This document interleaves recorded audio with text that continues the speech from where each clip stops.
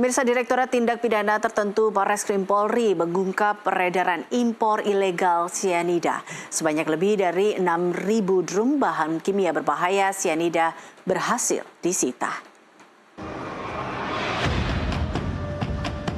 Ditipit berhasil mengamankan 2 gudang penyimpanan impor sianida ilegal di kawasan industri Margobolio, Surabaya dan Gempol, Pasuruan. Penyidik telah menetapkan 1 orang tersangka berinisial SS dalang dari peredaran sianida impor ilegal.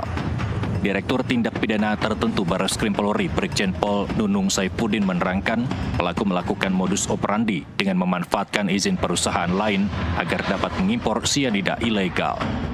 Selama setahun menjalankan aksi, pelaku berhasil menjual hampir 500 ton sianida ilegal kepada para penambang emas ilegal di beberapa wilayah Indonesia.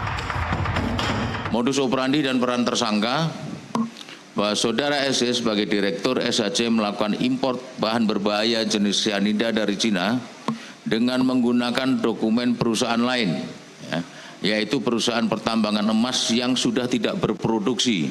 Selama kurang lebih 1 tahun, tersangka telah mengimpor kurang lebih 494,4 ton atau 9.888 drum sianida. Ya, ini hanya 1 tahun. Nanti akan saya sampaikan omset 1 tahun ini berapa yang.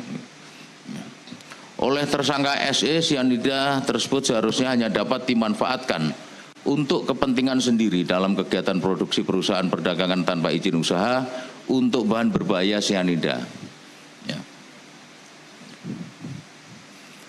Diduga para pihak yang membeli bahan berbahaya sianida dari tersangka SE adalah para penambang emas ilegal yang tersebar di beberapa wilayah di Indonesia, yang mana dalam pengirimannya dilakukan dengan melepas label merek pada drum agar menghilangkan jejak terhadap pendistribusian bahan berbahaya sianida yang tidak boleh diperdagangkan kembali.